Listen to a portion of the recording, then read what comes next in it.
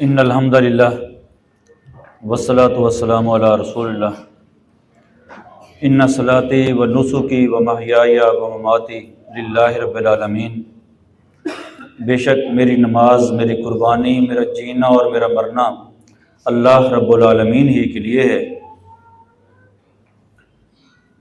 رحیم یار خان میں دوسری مرتبہ آنے کا اتفاق ہوا۔ آپ لوگوں کی محبتیں ہمیشہ یاد رہیں گی۔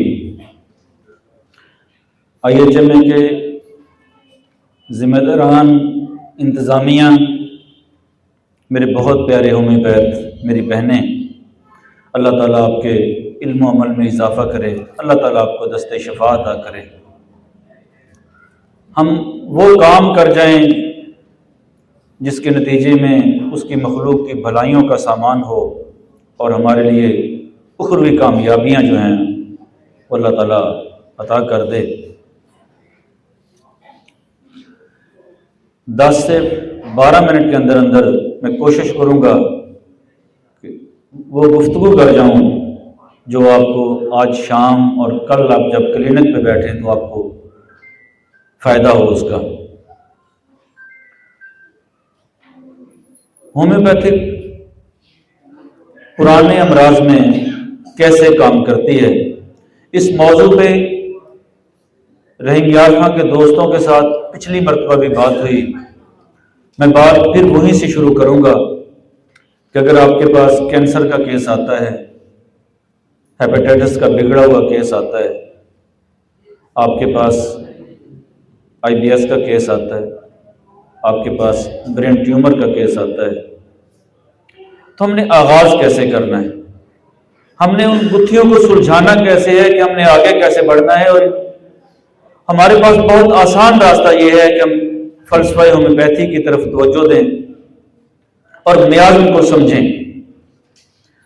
میرے ساتھی اگر میازم کو سمجھنے میں کامیاب ہو جائیں تو آپ کے لیے کوئی بھی مسئلہ جو ہے مسئلہ نہیں رہے گا صحت کے حوالے سے، اور آپ آسانی کے ساتھ منزلیں طے کرنا شروع کر دیں گے اور میازم میں رکاوٹیں دور کرنا اور پھر آگے بڑھنا اور فروغ ہومیوپیتھی میں اپنا حصہ ڈالنا۔ یہاں ڈاکٹر جاوید جعفر امام صاحب گجرانوالہ سے بیٹھے ہیں، میں نے ان کا اسپتال دیکھا ہے، ایک خوبصورت اسپتال ہے۔ ان کے والد محترم کی خدمات ہومیوپیتھی کے حوالے سے اللہ ان کو غریق رحمت کرے بہت زیادہ ہیں۔ ان کو عبور تھا میازم میں اور میں نے ان سے بھی سیکھا ہے۔ میں نے بہت ساری باتیں کاشف عمران صاحب سے سیکھی ہیں، میں نے ڈاکٹر امتیاز صاحب سے سیکھی ہیں، اور میں نے آپ دوستوں سے بہت کچھ سیکھا ہوگا، اور یہ ایک ایک تنکا اکٹھا کیا ہے پچھلے 33 سالوں میں۔ اور آج الحمدللہ میری کوشش ہوتی ہے وہ ایک ایک تنکا اکٹھا کر کے جو بہت سارا اللہ تعالیٰ نے علم دیا ہے اپنے علم میں سے، میں اس کا شکر بھی ادا کرتا ہوں اور اس سے یہ توفیق بھی مانگتا ہوں کہ وہ تقسیم کرنے کی توفیق بھی عطا کر دے۔ میازم کے حوالے سے ہم دیکھتے ہیں کہ سورا کا مریض جب ہمارے پاس آتا ہے تو ہم بہت سارے سوال جواب کرتے ہیں، میں بھی کیا کرتا تھا، اور بہت سارے سوال جواب کرنے کے بعد بھی بعض اوقات میازم کی جو ترتیب ہے، جو تشخیص ہے، وہ غلط ہو جایا کرتی تھی۔ پھر اللہ تعالیٰ میرے اس دوست کو جزا عطا کرے، میں نے جس سے جو سیکھا میں اس کا نام لیا کرتا ہوں اور مجھے فخر ہوتا ہے۔ یہ چیزیں ڈاکٹر امجد صاحب سے میں نے سیکھی کہ انہوں نے میازم پہ کام کیا کہ اگر سورا کا مریض آپ کے پاس آئے گا، اس کے بال گھنے ہوں گے، اس کے نکوش موٹے ہوں گے، اس کے بال خشک ہوں گے، اور اس کی جلد موٹی ہوگی۔ پھر میں نے دیکھا یہ چیزیں اپلائی ہوتی ہیں، اور جب مریض آپ کے کلینک میں داخل ہوتا تو آپ پہچان سکتے ہیں یہ سورا آ گیا ہے۔ اور جب سفلس کا کیس آپ کے کلینک میں آئے گا تو آپ دیکھیں گے کہ یو شیپ میں اس کے بال، یہ میری طرف دیکھ لیں، یہاں سے بال کم ہوں گے، جلد پتلی ہوگی، یہ پتلی جلد ہے، نکوش پتلے ہوں گے۔ کتنا ٹائم لگے گا؟ نکوش پتلے ہونا، جلد پتلے ہونا، بال باریک ہونا، بال کم ہونا، یہ سفلس کی پہچان ہوگی۔ اور اس سے الٹ سو رہا ہوگا. سائیکوسس پہ آ جائیں، ہونٹ موٹا ہوگا، کان چھوٹے ہوں گے، کان بڑے ہوں گے، آنکھ چھوٹی ہوگی، جلد کہیں سے پتلی ہوگی، کہیں سے موٹی ہوگی، اس کے اوپر مختلف قسم کے موقع ہوں گے.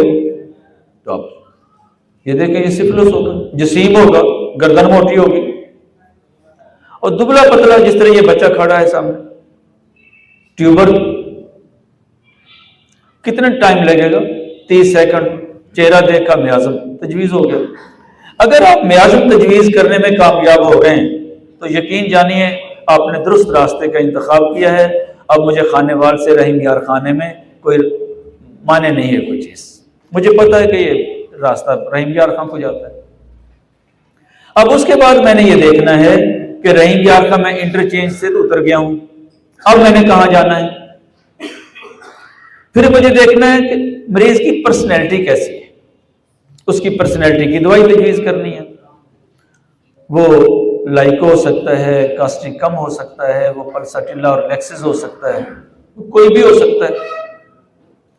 اور اس کے بعد آپ میری بہت ساری گفتگو سنیں گے. میں ہمیشہ دوستوں سے کہتا ہوں 3 چیزیں یاد کر لیں. مریض سے یہ پوچھیں ہوتا کیا ہے، اور یہ فرض ہے. اگر آپ نے ہومیوپیتھی پریکٹس کرنی ہے تو یہ لفظ مریض سے یہ سوال کرنا فرض ہے آپ کے اوپر کہ آپ کو ہوتا کیا ہے. دوسرا، کہاں ہوتا ہے، کیا ہوتا ہے، کہاں ہوتا ہے. اور تیسرا سوال ہے کب ہوتا ہے. اور اس آگے پیچھے نہ جائیں، 3 سوال ضرور کریں. کیا ہوتا ہے، کہاں ہوتا ہے اور کب ہوتا ہے. احساسات کیا ہیں، وہ احساسات کس جگہ پہ ہیں، لوکیشن کیا ہے اس کی. اور کمی بیشی کب ہوتا ہے. کمی بیشی کے بغیر آپ دوائی تجویز نہیں کر پائیں گے. اور لوکیشن، مقام مرض تشخیص کیے بغیر آپ دوائی تجویز نہیں کر پائیں گے. اور احساسات اس کے بغیر بھی. یہی تو ہومیوپیتھی ہے.